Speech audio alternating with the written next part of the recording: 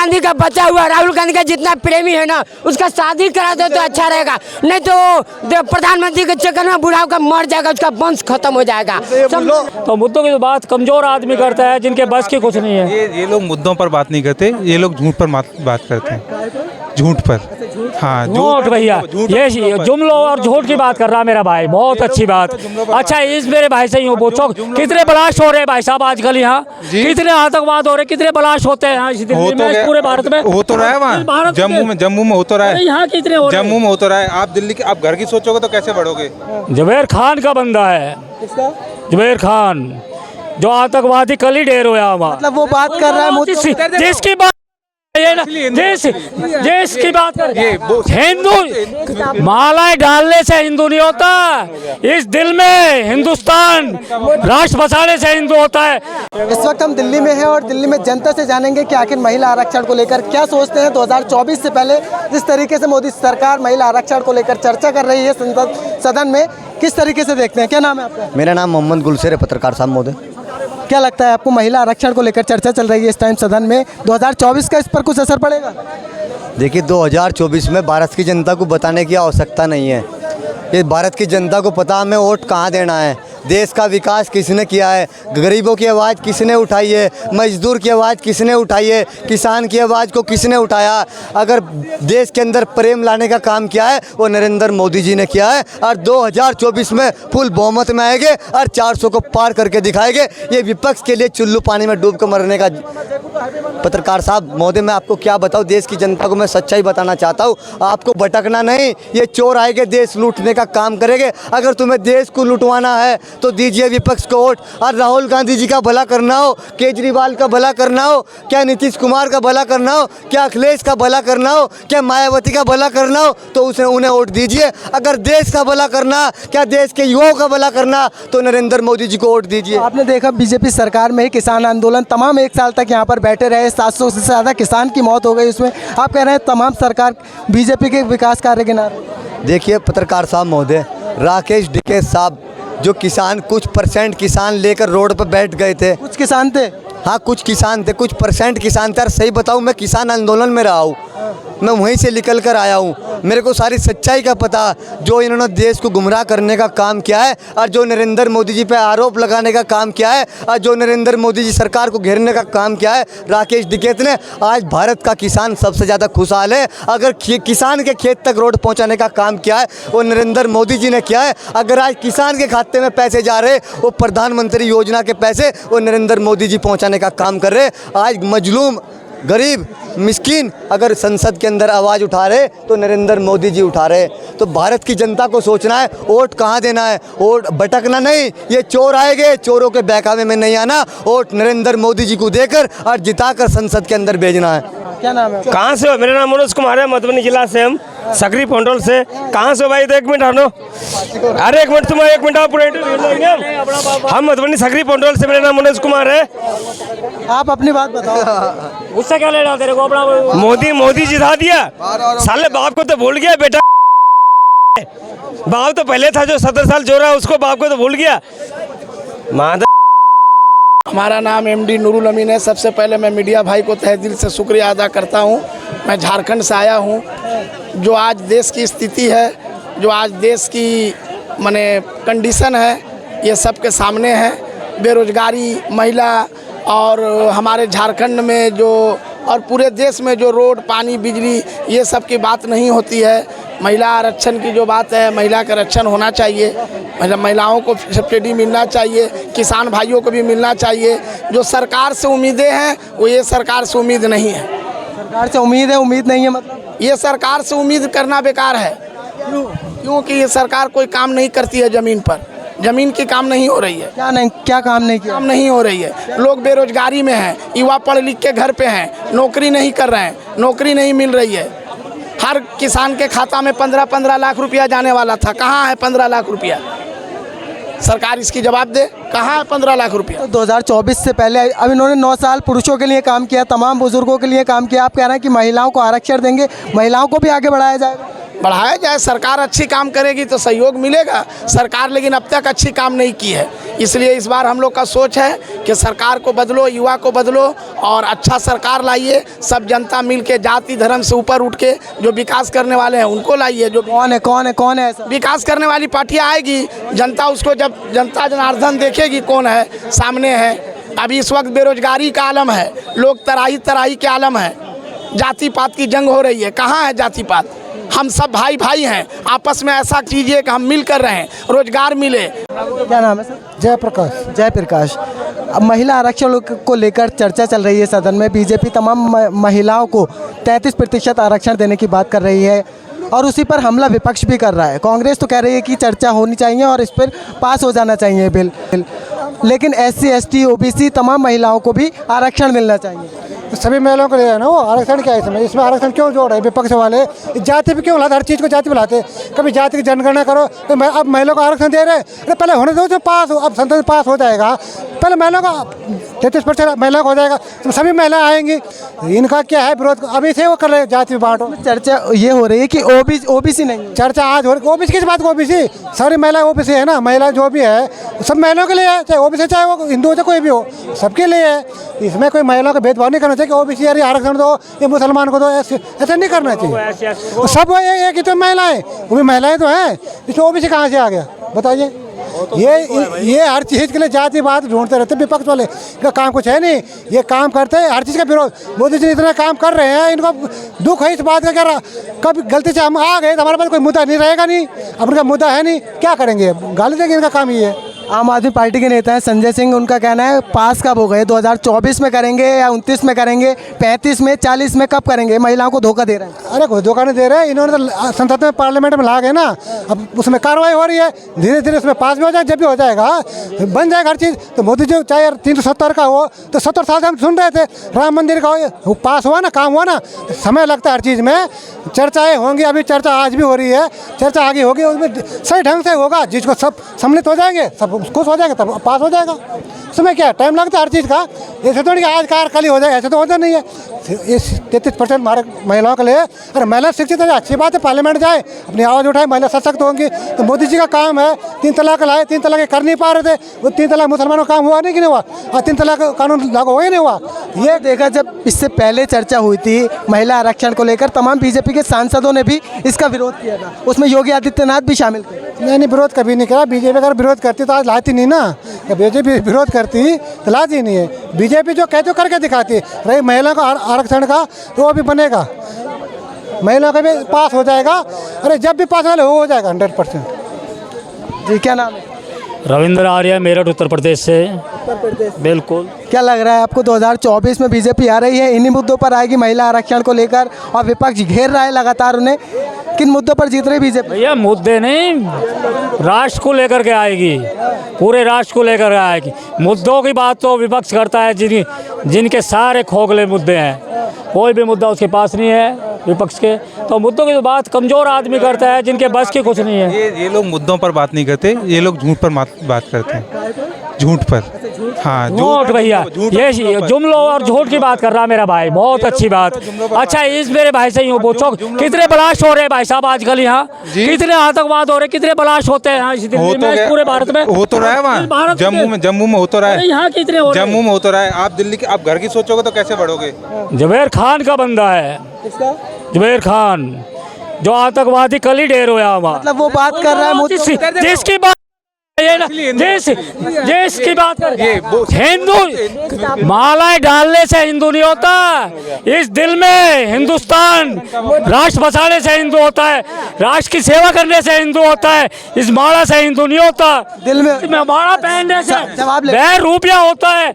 और बात हिंदुओं की कर रहा है, हिंदू पे कलंक है, हिंदू का विरोध कर रहे हैं। राष्ट्र की सेवा कैसे हो रही है बताओ? राष्ट्र की सेवा ऐसा हो रही जैसे हमारे नरेंद्र मोदी जी प्रधानमंत्री जी कर रहे हैं। शेख उनसे ऐसे कर रहे हैं, बात सुन, ऐसे कर रहे हैं। यहाँ से भ्रष्टाचार जीरो की तरफ पहुँचा दिया, यहाँ गुंडागर्दी बिल्कुल खत्म करने की चरम पे, यहाँ आतंकवाद बिल्कुल खत्म जीरो की तरफ, यहाँ भ्रष्टाचार जीरो की तरफ, और यहाँ बॉम्ब ब्लास्ट नाम निशान थी पूरे भारत में। ऐसे होते हैं काम, ऐसे होता है राष्ट्र। वही तो पूछ रहा हूँ, कैसे होता है? आपने कभी करप्शन दिया है? आपने कभी भ्रष्टाचार? भ्रष्टाचार ही होता है कि भ्रष्टाचार? जिहाद के बंदे भी आते हैं, जिहादी भी आते हैं, जिन्होंने जो आगे 36 टुकड़े कर जाते हैं, वे भी कलावा बांधते हैं और माला पहनते हैं। तो हमें बेकार आप असली टोपी और कलावा, पंडित और हिंदू, वो वाली बात नहीं हो रही। बात सिर्फ भ्रष्टाचार, बात काम की हो रही है। काम और जुमलों की बात, जुमलों में काम को मत फंसाओ। कहीं इसका बात का जवाब दे, पहले एक का जवाब दे। अरे होता है कहीं, जवाब भी तो सुन लो, जवाब भी तो सुन लो। आपने जम्मू में भी 3 सैनिक मरे हैं, उनका कोई जवाब है? और आतंकवाद कितने मर गए? मैं जवाब में बता रहा हूँ। मैं बताई थी स्टार्टिंग में, जुबे तारीफ करने वाला जो एनकाउंटर करा हमारे सैनिकों ने, नहीं वहाँ भी 3 ढेर हो चुके, अभी नहीं पढ़ते, न्यूज नहीं देखता, और से की पढ़ाई ऐसी नहीं ठीक आपकी, इसलिए आप राष्ट्र की बात नहीं करते। ये देखो, इन्होंने तो आज इस देश में खून बहा देते हैं, एक आप जैसे भी हैं। वो जो कैप लगा के जो घूम रहा है वो मुसलमान नहीं है। आप उसको चेक करा लो एक बार जाके। उसका नाम गुलशेर है और वो सच्चा मुसलमान इस देश का है। अगर वो है तो वो मुसलमान नहीं, ये विरोध नहीं कर सकता, इसलिए आतंकवाद का विरोध नहीं कर सकता। आज इसके नाम का फतवा जारी हो जाएगा, अभी कुछ देर में इसके नाम का फतवा जारी हो जाएगा और इसकी 6 हो जाएगी। एक बात सुनो, ये वे लोग हैं तलवार की डाल पे सलवार, ये हमें समझाएंगे। अच्छा एक बात सुनो, जब चीखने से सवाल थोड़ी ना पलट जाएगा। उन्होंने दिखाया है, बोले जनाऊ पहने पे मैं हिंदू हूँ। मैंने अभी उसका जवाब दिया था, यहाँ 36 टुकड़े करने वाला एक मुसलमान, एक जिहादी, लव जिहादी हिंदू बन गए, एक 36 टुकड़े कर देता है हिंदू लड़कियों के, और वो पहनता है और भगवान शंकर की मूर्ति पहनता है। वही क्या नहीं हो सकता है? उन सब में तो काम की बात करो, सिर्फ काम की बात होनी चाहिए, और जो मुद्दे हैं उनके मुद्दों की बात होनी चाहिए। क्या करो मुद्दे? गरीबी, महंगाई, जो बेरोजगारी आपकी, और एजुकेशन को लेके अभी कितनी 300 से भी ऊपर यूनिवर्सिटी हैं जो उसमें भी हमारी इंडिया नहीं है।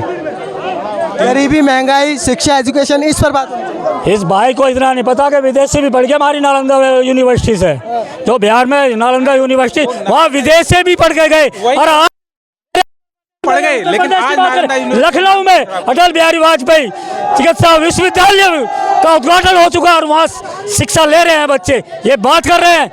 आज उस नालंदा यूनिवर्सिटी का नाम कौन बंद करा रहा है? पहले नालंदा उसमें कितना नाम था, सब कुछ था। आज क्या है? आज कहीं कोई सुनता है कि नालंदा यूनिवर्सिटी में पढ़ के आया हूँ? आज सब कुछ बंद है ना, आज क्यों नहीं उसको उठाया जा रहा?